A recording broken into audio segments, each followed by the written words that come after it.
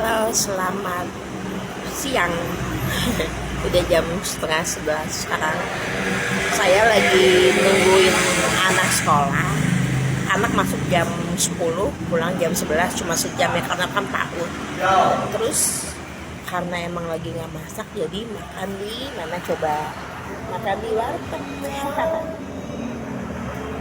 Aku makan di warteg. Jujur aku tuh jarang-jarang makan di warteg. Aku tuh makan di warteg pertama kali waktu kapan ya? Waktu kerja. Itu kerja waktu itu kerja di mana ya aku lupa. Pokoknya aku tuh makan di warteg waktu aku umur 20 sebelum nikah kali ya. Aku makan di warteg.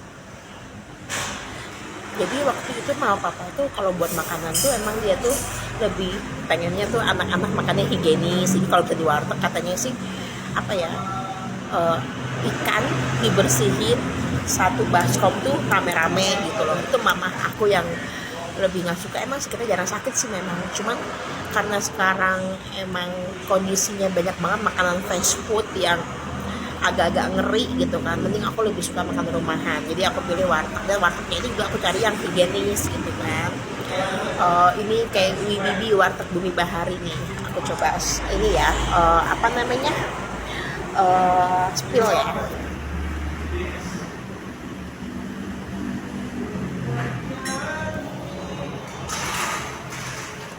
Bersihkan ya.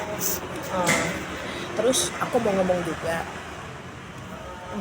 saat ini aku tuh ngajar di sekolahan yang dimana sekolahnya itu sekolah gratis. Dan emang sih mungkin umur aku ini lebih senang bekerja di perusahaan besar dengan gaji yang kecil, tetapi kurang lebih bisa untuk branding, personal branding. Kalau aku lebih kepada prosesnya halal dan bikin kita bersyukur gitu kan. Walaupun di sekolah gratis ini gajinya itu jauh dari normal gitu kan. Jadi aku megang sekolah gratis itu 2 di daerah Kabupaten Tangerang sama Kota Tangerang. Itu ada sekolahan yang dimana memang anak muridnya tuh gratis, tidak dipungut biaya. Jadi mereka tuh latar belakangnya dari keluarga yang bapaknya mohon maaf bekerja kuli bangunan, ibunya asisten rumah tangga gitu kan. Jadi emang benar-benar untuk pendidikan itu zero gitu kan. Jadi dari situ pas pertama kali aku diminta untuk jadi bagian dari situ, aku langsung ambil. Oh iya gitu, karena aku mikirnya emang pengen cari bukan kesibukan ya, kalau kesibukan tuh banyak, pengen cari kerjaan yang dimana memang halal. Karena saat ini untuk mencari pekerjaan halal itu memang banyak gitu kan, tapi sesuai passion itu jarang. Dan aku coba datang, ternyata luar biasa banget. Pas datang aku ngerasa kayaknya nyaman, walaupun mereka dari pendidikan rendah gitu kan, maksudnya dari orang-orang terbelakang yang kurang mampu, cuman orang sopan-sopan, baik-baik. Dari sisi lingkungannya juga, bahkan ada 2 sekolah kan, satu kan di kota, satu di kabupaten. Yang di kota di kabupaten itu bikin kita lebih bersyukur dan kita bisa jadi lebih kayak kampung banget gitu loh, daerah pedesaan banget gitu loh. Jadi itu pas kesana tuh ada sawah-sawah hijau kanan kiri, terus ada kayak kambing gitu kan, masih ada tuh, terus masih ada kali-kali juga, dan banyak hal yang bikin aku lebih bersyukur. Terus untuk apa ya, anak muridnya juga namanya juga mereka tinggal di terpencil, jadi kita juga harus bisa bikin kalimat, kata-kata, unggahan, komentar, pengajaran yang dengan kalimat sederhana gitu kan. Itu yang aku masih adaptasi, karena aku kan biasa ngajar di kampus gitu kan, kampus-kampus swasta, kampus-kampus negeri, yang basically kalau kampus swasta mereka tuh memang dari keluarga yang mampu, karena aku kampus internasional.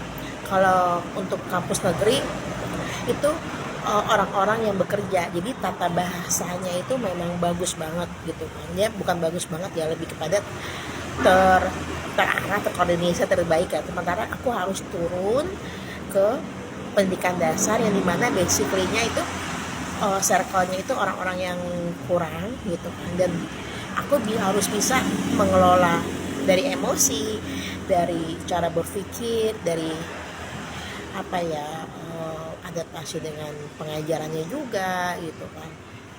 Jadi itu adalah challenge terbesar di usiaku yang alhamdulillah belum 40. Aku nggak tahu ya aku bisa melewati angka umur usia 40 tahun ke apa enggak gitu kan. Jadi yang penting aku berusaha untuk memberi pendidikan yang baik dari segi apa yang aku dapetin selama aku hidup ini untuk orang-orang yang sebenarnya harus diberikan, karena amal itu adalah selain dengan uang gitu kan, karena memang keuangan kita secara manusia pasti pengen lebih gitu kan. Amal untuk ilmu itu akan dibawa sampai kita meninggal nanti. Jadi buat anak-anak muda yang men-challenge diri udah maksimal, udah pernah ngajar di international school, bahkan kampus internasional, coba deh kalian turun ke bawah, kalian pahami pendidikan. Masih banyak orang sekitar kita yang pendidikannya itu masih di bawah, bahkan untuk tata cara bahasa, untuk penyampaian, bahkan untuk kebutuhan bahan ajar pun masih kurang. Bahkan kalau kamu mau jajan makanan itu kayak 500 perak itu masih ada, 1000 pun juga masih ada gitu kan. Makan 5000 pun kamu udah kenyang gitu. Jadi benar-benar nasty. Oke, semangat untuk pendidikan Indonesia lebih baik.